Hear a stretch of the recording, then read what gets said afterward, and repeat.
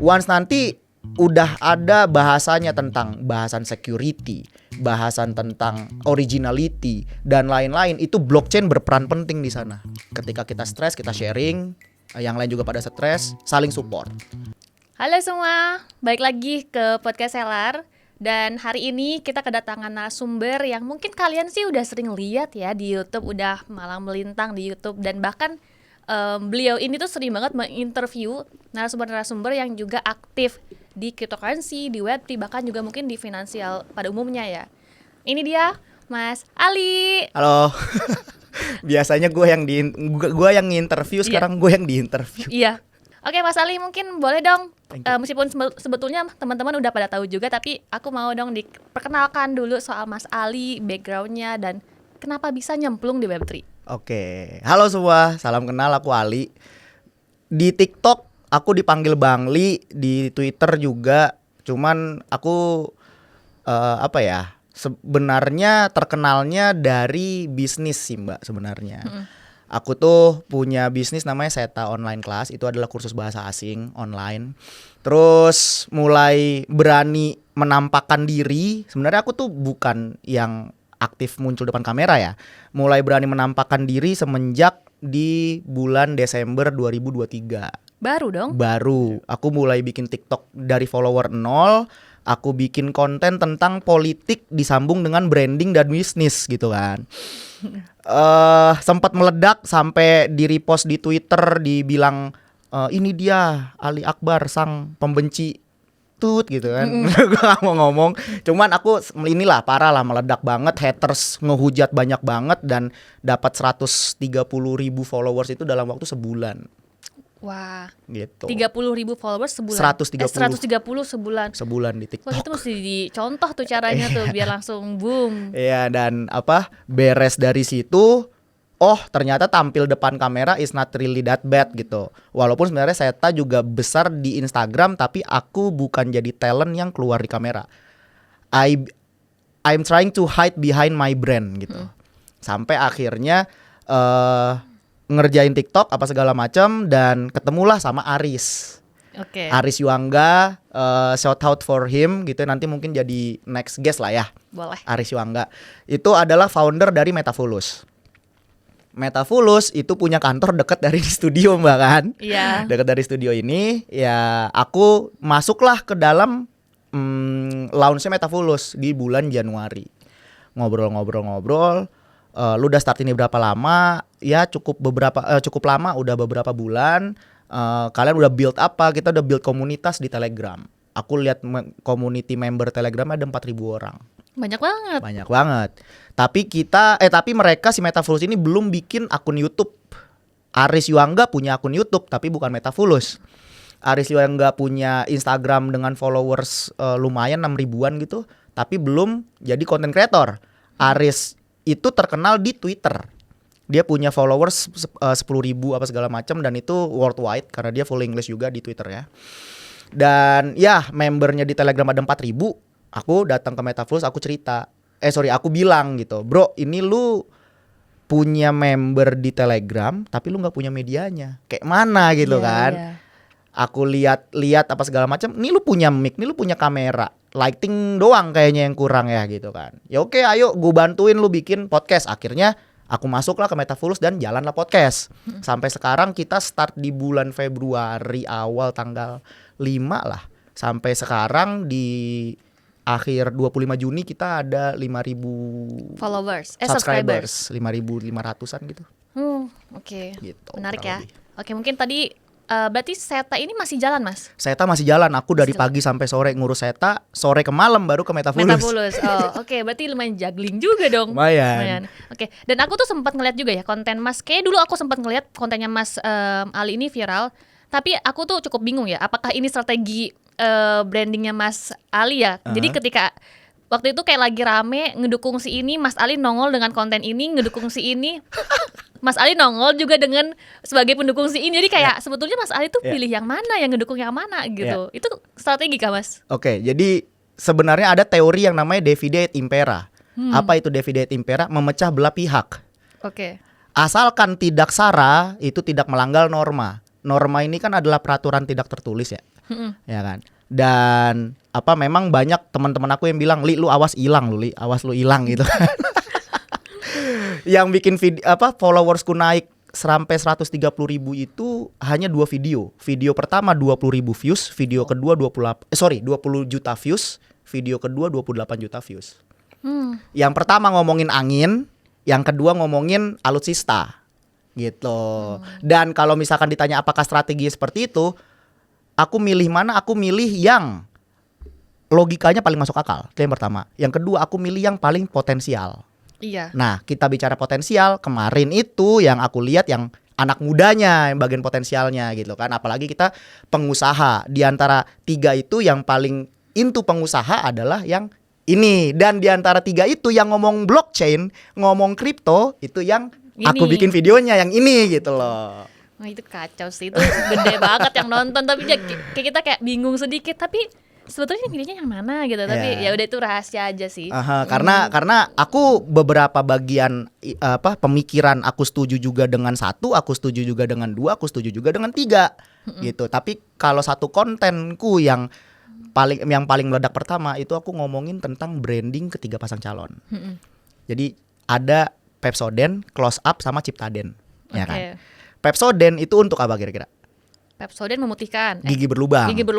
Kalau Close Up untuk memutihkan, menyegarkan. Nafas segar, menyegarkan ya kan. Ciptaden untuk memutihkan atau untuk gigi berlubang tapi dia sama seperti Pepsodent. Tapi kalah Ciptaden sama Pepsodent, bener nggak? Nah 1, 2, 3 nih. Yang satu kan against Jokowi. Yang kedua kan mendukung Jokowi. Yang ketiga nih apa nih? Kontra. Nggak tahu. Kadang kontra, kadang dukung. Gue takut keceplosan ya. Intinya aku bikin konten seperti itu dan meledak lah gitu. Jadi aku nggak dukung siapa belah pihak. Aku dukung yang mana yang into bisnis sama peduli pada ekonomi.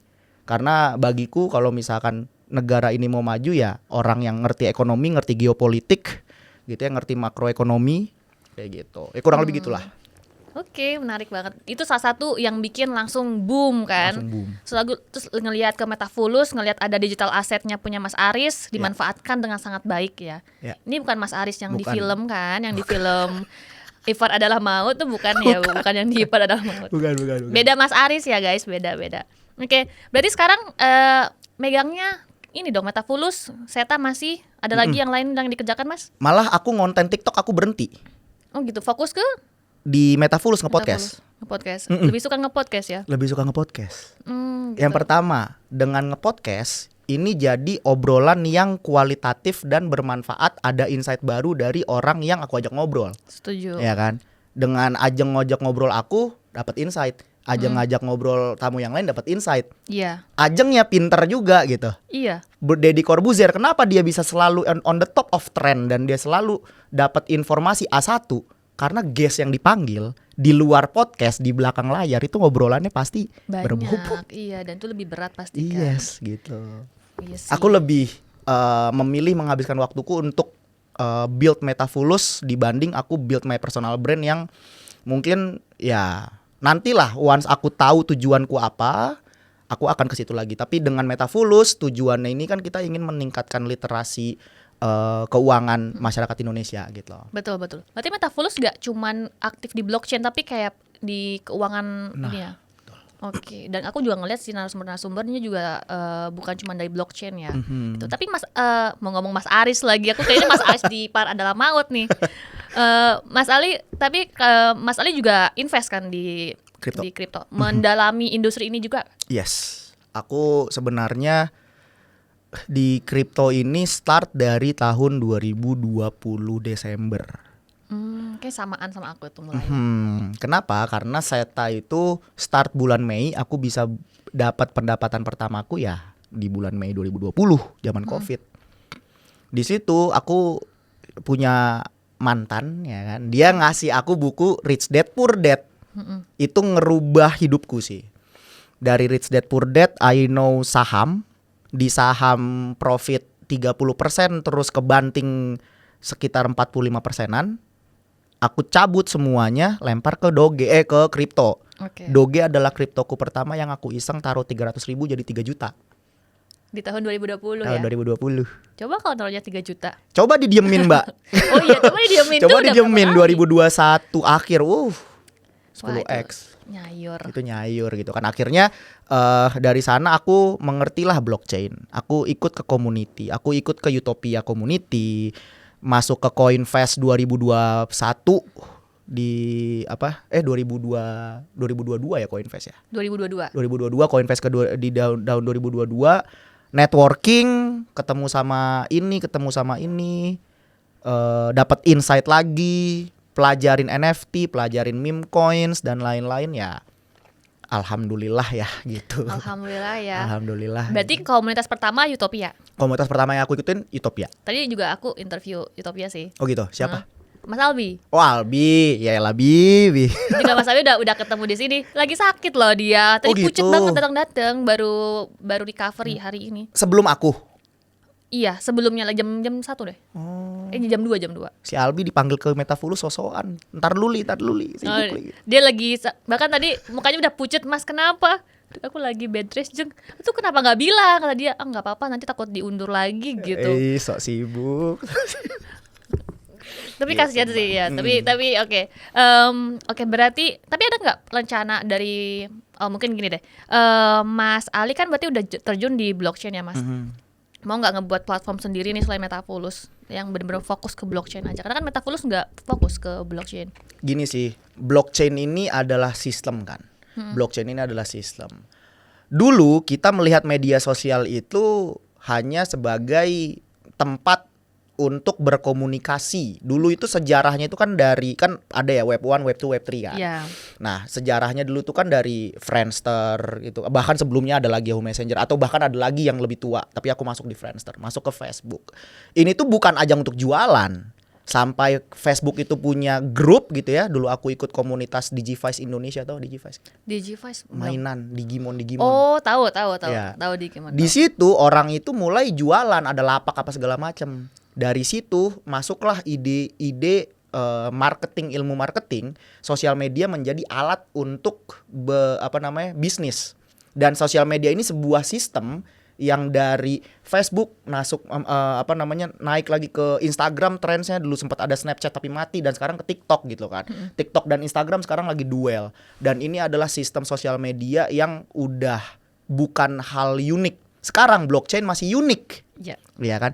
Once nanti blockchain ini sudah dipakai oleh banyak bisnis, ini bukan lagi pengen bikin bisnis yang khusus blockchain enggak, tapi jatuhnya bisnismu using blockchain enggak. Oke. Ya kan? Bisnismu using sosial media enggak harus using, harus pakai. Kalau misalkan enggak pakai sosmed kayak ketinggalan. Jadinya kayak yang di Tanah Abang gitu kan. Perang apa segala macam sama pemerintah. Once nanti udah ada bahasanya tentang bahasan security, bahasan tentang originality dan lain-lain, itu blockchain berperan penting di sana. Gitu. Kalau misalkan Seta sendiri sekarang kan kursus bahasa ya, online. Kita masih ambil ancang-ancang nih, kira-kira sistem blockchain seperti apa sih yang bisa digunakan untuk meningkatkan utility atau meningkatkan value dari sebuah bisnis, dari bisnis Seta spesifiknya gitu. Apakah nanti sertifikatnya kita di blockchain kan? Apakah nanti buku-buku kita di blockchain kan sehingga nggak bisa dihack, nggak bisa diduplikasi orang apa segala macam gitu kan? Kalau lu duplikat, bro, the blockchain atau numbersnya itu, code-nya itu udah ngarah ke punya Seta gitu. Lu nggak bisa lagi mau duplikat itu gitu kan? Walaupun ada haki apa segala macam, tapi itu bisa di cover semua dengan ilmu blockchain gitu. Sudah terkotakan di sana, nggak bisa dihack, nggak bisa diduplikat. Dia ada non fungible juga, jadi NFT apa segala macam kan. Betul. Dan itu pakai kriptografi kan pasti. Iya. Jadi udah ada kode unik khusus dan nggak bisa di tambah, dikurangi, nggak bisa dirubah. Itu sih. Sebagai pebisnis sih kita melihat seperti itu ya Mbak ya. Karena kalau misalkan kita sok-sokan pakai sistem blockchain, adopsi sistem blockchain, dengan maksudnya bahasa gini, kita adopsi tapi kita belum tahu apakah ini adopsi dibutuhkan atau enggak. Betul. Jadinya nanti lebih besar cost dibanding pemasukan, malah jadinya rugi gitu. Iya sih. Itu yang nggak bisa dilakukan sebagai pebisnis. Oke. Oke, menarik ya, menarik banget. Tapi oke, ini tuh kayak aku lagi kemarin lagi merasakan keresahan, Mas. Jadi saudaraku kan masih ada yang menabung emas secara tradisional ya, Mas. Cuman dan itu juga belinya di salah satu tempat pembelian emas yang terkenal lah, yang kemarin juga sempat rame. Cuman terakhir katanya ada penipuan, jadi emasnya dipalsukan oleh sebagian orang yang bekerja di sana, dan akhirnya emas itu kita nggak tahu nih apakah murni atau enggak emas yang kita dapetin. Itu sih, itu kemarin saudaraku sempat ada mengalami keresahan itu. Mungkin dari aku ya, Mas, kalau misalnya tanya soal ini, teman-teman juga mungkin ada yang merasakan solusinya apa. Sebetulnya di blockchain ini tuh ada satu produk yang kita sebut dengan Bitcoin, yang disebut sebagai emas digital ya, Mas. Dan ketika kalian bisa menabung Bitcoin, menabung emas digital, itu bisa lebih secure sih kalau dari aku ya. Ini bukan non financial advice, tapi ada pilihan solusi. Nabung yang lebih secure lah menurutku. Kalau dari menurut Mas gimana nih, Mas, pas kemarin ada berita itu? Oke, jadi ini ngomongin ke ini ya, ke Bitcoin as a cryptocurrency dan tren cryptocurrency sebagai compare ke emas emas ya. digital gitu. Jadi mungkin ini teman-teman yang nonton kalau misalkan kenal Selar kayaknya udah terpapar banget dengan kripto ya, harusnya ya. Harusnya gitu. Jadi teman-teman pasti udah tahu bahwa yang namanya emas di muka bumi ini itu limited. Walaupun limited tapi kita nggak tahu sisa berapa. Karena itu di Papua tuh di Freeport masih ditambang ya kan. Bisa di sungai aja masih banyak tuh video-video di Reels tuh. Ngambil emas, ya kan?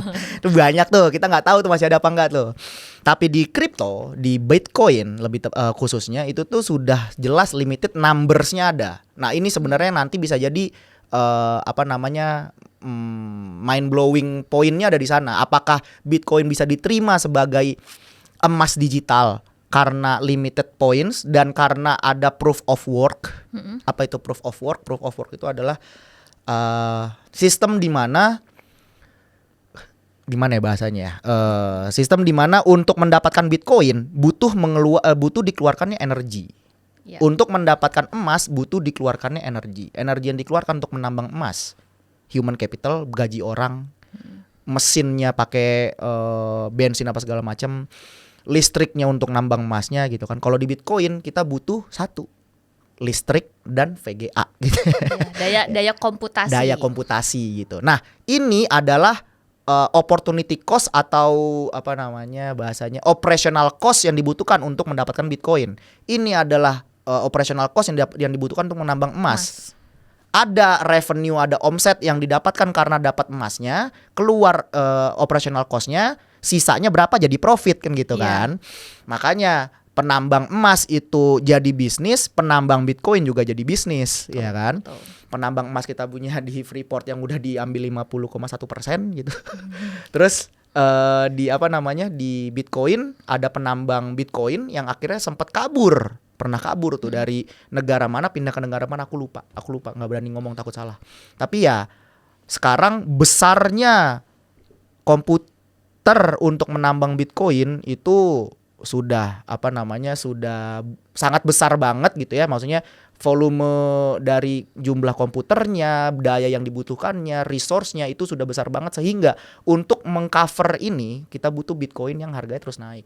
Iya. Sama kayak emas gitu, kita butuh Bitcoin yang harga terus naik karena juga ada Bitcoin halving apa segala macam, cari sendirilah. Tapi ya kalau misalkan ini nanti halving sekali lagi di 2025 terus sudah diakui sama The Fed, udah jadi ETF dan lain-lain, ini sudah diakui oleh seluruh dunia bahwa Bitcoin adalah aset investasi gitu ya. Kalau misalkan ini sudah diakui, harusnya digital emas adalah Bitcoin, itu bisa terjadi. Iya, gitu. Betul sih.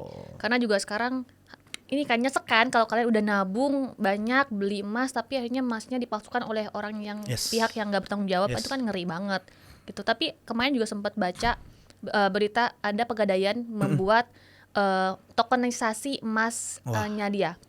Gitu. Mantap. Itu cukup bagus ya untuk, jadi pelan-pelan nih Web2 pemerintah udah mulai melihat Web3 ya Mas ya. Cukup oke sih, tapi tetap ya harus kalian cari tahu dulu lebih jauh, research dulu. Tapi ya mau gak mau mesti terbuka dengan adanya Web3. Tapi pada akhirnya kenapa sih emas jadi alat alat tukar gitu ya. Selain ditulis di Al-Qur'an gitu kan, maksudnya dalam agama juga diberitahu bahwa itu adalah alat pembayaran yang sah dengan dulu ceritanya barter jadi emas gitu. Emas di back jadi fiat money. Nontonlah Timothy Ronald kayak Iya. udah pada tahu lah ya cerita tentang itu.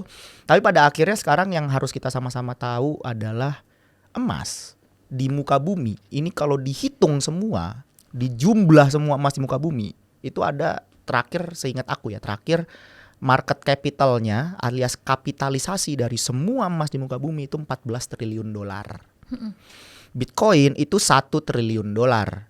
Sama Google, sama saham Google aja masih kalah nih Bitcoin nih. Kalau misalkan Bitcoin bener-bener akan dianggap jadi emas digital ya dia harus menjadi nomor 2 dulu di bawah emas. Ya dia harus naik sampai jadi 10 triliun dolar atau something untuk bisa ke sana Iya, iya gitu. sih. Iya. Mungkin kalau kalian mau belajar soal Bitcoin bisa langsung cek YouTube-nya Timothy. Timothy banyak Angga, lah. Iya. Mas Angga Dinata. Angga Dinata. Itu juga membahas soal Bitcoin. Udah kan juga dia bikin course khusus untuk ngebahas Bitcoin, itu cukup bagus Ya sih. tapi ke Metafulus dulu. Boleh kita fulus dulu untuk lihat-lihat. Berarti tahun ini main ke Coinvest Bali. Kita ada juga kita udah jadi community partner Coinvest di Metafulus ini. Jadi yang pengen dapat diskon bisa ke Metafulus. Harus seller juga nggak sih minta? Kita juga lagi mau ada jadi media partner. Media kayaknya. partner ya? Iya, iya. Oke. Kita juga bikin side event di Coinvest, Mas. Oh gitu. Temanya meme launchpad. Jadi tolong datang ya, Mas ya. Nanti Weh. buat teman-temannya ya. Bang Dito kita ketemu. Ya, tolong ya, teman-teman yang mau datang juga boleh. Nanti Oke. mampir-mampir terbuka kok. Oke. Nah, Mas, berarti kan tadi Mas bilang lebih suka nge-podcast. Kenapa lebih sukanya? Karena tadi ketemu sama tamu-tamu yang berbeda backgroundnya dan bisa dapat insight Ya. baru. Oke. Jadi gini Mbak, Metafulus ini namanya itu kenapa Metafulus? Meta itu artinya beyond. Meta itu kan lambangnya infinite ya. Infinity. Infinite Iya. gitu. Gue juga sebenarnya ini gara-gara Meta Facebook sih sebenarnya yang bikin begini kan, jadi Meta dan trennya meledak gitu, nama Meta gitu, Metaverse lah apa segala macam. Meta artinya beyond dan fulus artinya duit, Cuan, uang. cuan ya kan. Cuan tuh profit, duit fulus gitu ya. Nah, maksudnya apa? Maksudnya kita tuh di sini jadi komunitas yang sampai sekarang kita bukan komunitas berbayar sih Mbak. Jadi masuk Telegram lu masuk aja. Nanti Aris di sana ada share-share tentang pandangan dia atas technical analysis atau trend meme coin atau info tentang airdrop yang lagi kita garap nih rame-rame blast gitu ya. Ya udah ntar kalau misalkan people benefit from the community, kita percaya kok bahwa orang-orang yang makan dari kita itu akan berkontribusi balik pada kita gitu. Setuju. Manusia itu punya hati gitu kan. Dan ya kita pengen bahwa community-nya Metafulus ini tuh setelah mereka dapat duit dari kita, di situ gamenya mulai. Di situ gamenya mulai. Jadi create, connect, contribute gitu. Abis dia start journey dia ngikut bareng kita, nanti mereka juga di dalam itu bisa connect gitu ya, kenalan apa segala macam, baru nanti contribute sama Metafulus. Nanti pengen jadinya kita bikin event gathering kah atau bikin event sebesar Coinvest lah, nggak ada yang tahu gitu. Tapi ya ini tuh kita benar-benar bikin jalan di depan Metafulus itu grey aja. Karena namanya Beyond Money gitu kan. Di podcast Metafulus juga kita selain ngomongin duit Mbak, aku ngomongin bisnis. Aku Iya. kadang-kadang ngomongin tentang cewek gitu ya, tentang pacar gitu ya. Kalau yang cewek aku ngomongin tentang cowok gitu kan. Terus aku ada ngomongin juga tentang karir orang. Aku ada ngomongin juga tentang hobi orang gitu. Jadi ya Beyond Money. Tapi semua itu, hidup ini akan bisa kita amplifikasi kualitasnya jika kita punya uang. Iya, iya. Gitu. Jadi sharingnya lah tentang bagaimana kamu mendapatkan uang. Apakah dari content creator, sebagai content creator tuh dapat uang tuh sebulan berapa gitu. Jadi trader kayak Sulianto gitu kemarin yang bikin Metafulus lumayan meledak. Anak umur 17 tahun bisa 1 miliar pertama di umur berapa. Kisahnya dia dulu seperti apa gitu. Nonton lah di Metafulus itu. Iya. Aneh-aneh sih emang kadang-kadang obrolannya. Iya sih, tapi minggu Gitu, depan Mbak. juga kayaknya Suli main ke sini sih. Oh, gitu? Minggu depannya. Dari minggu lalu sih udah janjian, cuman baru bisa minggu depan bareng sama Iya. Brandon Salim juga. Oh, Brandon Salim juga. Brandon Salim juga minggu depan mampir. Aku mau rekomendasi sih Mbak. Jadi di Indonesia ini, bukan di Indonesia, di dunia ini NFT terbesar itu kan CryptoPunks ya dulu kan. Ya. Di bawah CryptoPunks itu sempat rame karena dibeli Justin Bieber dan banyak artis lainnya, itu Bored Ape Yacht Club. Ya. Ya kan, BAYC namanya. Nah di bawahnya, sebenarnya nggak di bawahnya ya, kita pede sebenarnya setara sama BAYC, itu namanya Azuki. Itu tuh adalah sebuah NFT brand yang dimana holdersnya itu adalah orang-orang di atas rata-rata lah. Oh. Orang-orang pinter, artis, pengusaha, ya pokoknya orang-orang inilah, orang-orang yang apa ya, maksudnya eksklusif lah gitu loh. Dan Azuki holder di Indonesia ini lumayan banyak yang keren-keren gitu. Salah satunya Aris gitu ya. Ya gua punya juga Azuki gitu kan. Dan apa ya, si tadi Brandon Salim juga dia Punya. holder Azuki juga Iya, gitu. Mungkin nanti kalau misalnya ada waktu, gue rekomendasiin untuk seller bisa apa namanya, invite juga orang yang bisa ngewakilin Azuki di Indonesia gitu. Bisa. Boleh. Kemarin juga kayak Metapass tuh sempat mention Metapass mau bikin project sama Azuki. Oh gitu. Ya, project companion AI-nya buat di web, di browser gitu lah, browser companion. Oke. Metapass mau bikin juga. Oh nice tuh. Aku Oke. belum pernah denger sih, cuma nanti gue tanya lah di grup lah. Boleh. Oh ya, Mas. Tadi kan Mas sempat mention soal Blast Network. Tadi kita mau mendeklar sesuatu di sini. Coba Mas. Thank you banget ini. Jadi gini guys, ini Metafulus satu-satunya di Indonesia yang nge-shield keras banget, yang menjabarkan keras banget, dan yang ngebahas tentang Blast Network. Blast Network itu apa? Blast Network itu adalah network baru layer 2-nya Ethereum. Aku sama Aris dulu di bulan Januari kita contribute Ethereum kita staking di sana untuk apa namanya, Manta dulu ya, maksudnya Manta. Gue itu beli Manta bukan di $4 itu yang nyangkut sekarang gitu kan. Gue itu dulu tuh contribute Ethereum gue di website stakingannya mereka, yang nanti ketika mereka launching itu bisa dapat Mantanya, dan itu nggak worth it. Akhirnya gue tarik Ethereum gue ikhlasin ke bakar hangus Manta gue, dan terbang lah ceritanya, digoreng lah ya kan, turun gitu kan.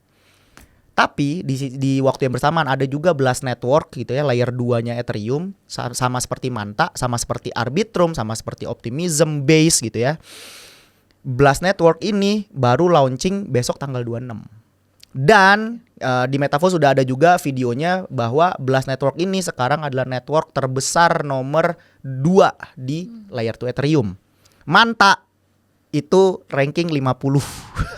Wah, sekarang udah menyungsep sih. Udah nyungsep sih gitu kan. Dan apakah bisa kembali? Wallahu alam. Tapi kata gua bakal sangat susah kembali. Nah, kenapa gua bisa bilang ranking 1, ranking 2, ranking 3? Yang pertama itu Arbitrum. Kenapa? Karena ada yang namanya TVL. TVL itu adalah Total Value Locked. Artinya apa? Ethereum yang ada di dalam jaringannya Arbitrum itu nomor 1 terbesar di dunia. Gue lupa angkanya berapa ya. Itu kemarin ada dibahas di Metafulus kok. Tadi tinggal nonton aja. Kalau nggak salah 3,9 billion US dollars. Trillion US dollars. Wow. Yang si Manta, yang si Base itu 1,9 gitu kan. Triliun gitu kan. Kok triliun, billion. Billion harusnya ya. Harusnya billion. Jadi 1,9 billion. Terus di bawah Base itu ada Arbitrum. Arbitrum lagi. Blast, kok gue udah agak-agak ini nih, agak-agak error, sorry. Jadi pertama Arbitrum, baru Base, baru Blast. Nah, ternyata kemarin banyak orang-orang di Base yang naruh Ethereumnya di sana convert ke Blast. Jadi ke switch. Sekarang Blast yang 1,9 billion USD TVL-nya, Base yang 1,3 USD. Di bawahnya lagi ada Optimism, di bawahnya lagi ada beberapa banyak, Manta ranking 50. Gitu. Dan kita udah ngebahas Blast ini di komunitas dari bulan Januari. Dari bulan Januari masuk ke Februari, Maret itu kita masih ngajarin teman-teman caranya farming di District 1, di SocialFi, di Gamify-nya ada Spacebar, ada main Captain N itu. Jadi dia kayak main main kapal-kapalan kayak kayak perang One Piece gitulah. Terus ada juga Gamblefy-nya. Beberapa anak-anak yang lucu-lucu di Metaverse banyak yang gamble, Mbak. Ada yang rungkat, ada yang menang gitu. Terus lucu lah, mereka ketawa-tawa lah. Terus ada juga stakingnya, ada Web3 futuresnya. Jadi kita nge-futures atau ngelong atau nge-short tapi di Web3 bukan di exchange gitu. Itu semua ekosistem Blast udah aktif banget. Yang masuk juga well semua. Sempat ada meme coin yang sekarang kita lagi shield, not financial advice, namanya Andi di dalam Blast. Kita lihat besok meledak semana. Dia ini meme coin saudaranya Pepe. Oh, PP juga kemarin cepet bagus tuh. Bagus kan, bagus, Ethereum kan. Nah, PP itu di Ethereum, di jaringan Ethereum itu terbesar sekarang. Yang kedua di jaringan Base namanya Bread, warna biru. Kemarin tuh kemarin juga bagus tuh Brad. Oh, ya. Dia naik banget Naik kan banget, kemarin. naik banget. Nah, si Blast nih yang warna kuning nih namanya Andy, ada karakternya gitu. Itulah yang jadi keyakinan kita dan holders numbersnya udah 20 ribuan. Wow. Sekarang market capital di 45 million. Ya kita harap bisa ke 1 billion gitu. Nah, NFA Dior tapi kita lagi banyak yang shilling di sana sih. Kayak gitu. Itu dibahas di grup Telegram. Dibahas di grup Telegram, di Metafulus juga, di video Metafulus kita akhirnya bikin FOMO gara-gara Sulianto beli Andy juga banyak gitu kan. Jadi ya ini kocak sih. Tapi ya ini kayaknya agak delay kan video kan ya. Nggak langsung diupload kan. Mungkin minggu depan sih. Minggu depan kan. Ya udah, tapi ini dia di record tanggal 25. Besok tanggal 26 Blast Coin launching. Kita lihat meledaknya kayak mana gitu kan. Jadi pengen beli. Boleh silahkan gitu kan, contribute Ethereum kalian di Blast, nanti bakal dapat Blast Point bakal di convert TGE, token generation event gitu ya, tanggal 26 jadi Blast Coin. Di dalam Blast-nya ada Andy meme coin. Ya kayaknya seminggu ke depan diupload udah meledak, jangan lu beli gitu. Iya sih. Harusnya ya. Ini cuma di Metafulus doang sih. Betul, gitu. betul. Berarti harus join Telegramnya biar nggak kelihatan, Silahkan. biar nggak ketinggalan dan be early ya. Jadi sebelum orang tahu udah tahu duluan. Iya. NFA Dior ya nih, gua ntar rungkat Metafulus disikat lagi kan. Enggak lah. Enggak lah Baik-baik ya. ya. Kalian Baik-baik. baik-baik harusnya. Baik-baik ya. Oke, Mas. So far gimana dari Metafulus, mungkin ada nggak tamu yang kayak tuh Mas Ali, kok gue ngefans banget nih sama nih orang nih gitu. Jadi kayak dapat insight-nya cukup banyak nih dari tamu ini. Banyak ya. Soalnya di Metafulus itu yang aku undang tuh kebetulan maksudnya teman-teman yang emang pemain di kripto kah, konten kreator kah, pebisnis kah gitu. Iya. Di bisnis kemarin aku ada ngundang namanya Iza, dia yang punya coding studio, Mbak. Wow. Coding studio itu kayak MySkill lah. Jadi dia kelas online untuk ngajarin digital skills gitu. Terus aku ngundang guruku juga Bang Ogut. Bang Ogut. Bang Ogut muda cuma sekali gitu kan. Kita ngundang juga Suli gitu kan. Kita ngundang juga content creators banyak, ada kayak Bella Verena, ada Nadia Tilem gitu kan. Ada cowoknya Nadia, si David gitu. Terus ada kemarin tuh bahkan content creators di ranah beauty yang dia ternyata masuk ke Crypto Angels.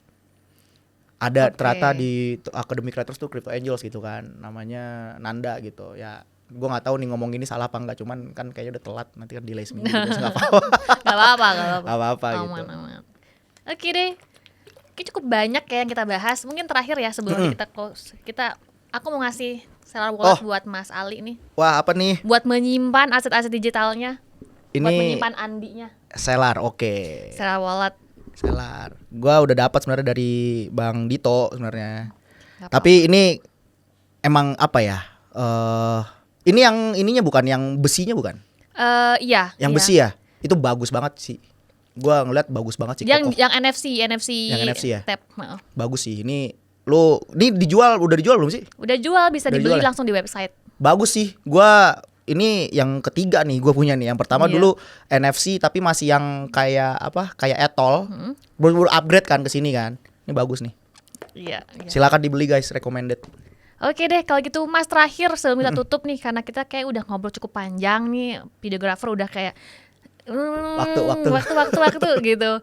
Oke, mungkin terakhir closing statement dong Mas buat teman-teman yang lagi mau belajar soal kripto, yang mau terjun ke Audiensnya Stellar tuh berarti apa? Newbie crypto. newbie kripto sih, dan juga Degen ya. Degen. Degen. Oke. Hari ini tanggal 25 BTC di 60.000, ya kan. Kemarin malam itu di 58.000, tapi hari ini altcoins naik banyak yang 20%, 10% karena USDT dominance turun dan BTC dominance-nya turun. Berarti banyak aliran dana masuk ke altcoins gitu ya.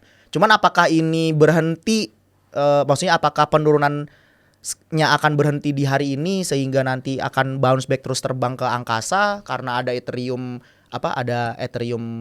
ETF kah, Bitcoin ETF apa segala macam, nggak ada yang tahu. Iya. Tapi kita semua berharap bahwa adopsi cryptocurrency di muka bumi ini jalan terus. Kripto gua di spot minus 60% sekarang, Mbak. Sekarang nih Minus 60% nih. Jadi ya anggap gua punya 100 juta dah, tinggal 40 juta.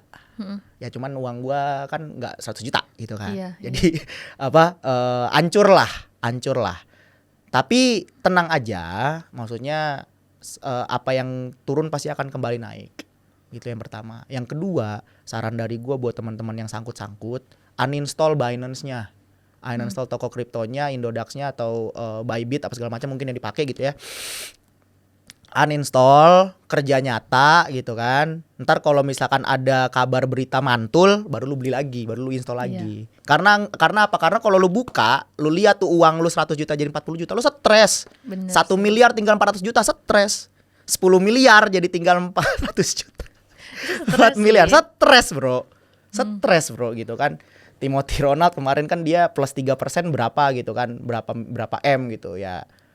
Itu sekarang dia minus berapa persen juga stres gitu kan. Pasti stres gitu. Jadi